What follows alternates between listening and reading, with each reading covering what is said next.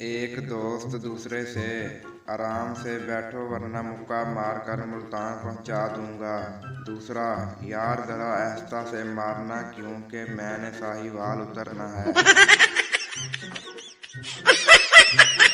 दो दोस्त आपस में बातें कर रहे थे। एक ने कहा, एक दफा मैं इतने ठंडे मुल्क गया जहां मोमबत्ती की आग भी जम जाती थी।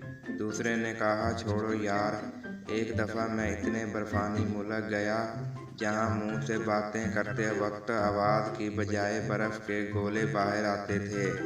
फिर उन गोलों को गर्म करते तब कहीं जाकर बात की समझ आती थी।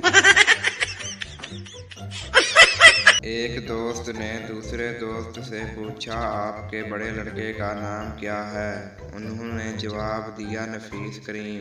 छोटे लड़के का नाम राइस करीम। पहले दोस्त ने बीच में रोक कर कहा, तो फिर आपकी बेटी का नाम यकीनन आइसक्रीम होगा। गंजा मास्टर और शागिर्द। गंजा मास्टर, बंजर किसे कहते हैं? शागिर्द, जिस जगह कोई चीज पैदा ना हो। गंजा मास्टर, मिसाल देकर समझाओ। शागिर्द, जैसे आपका सर।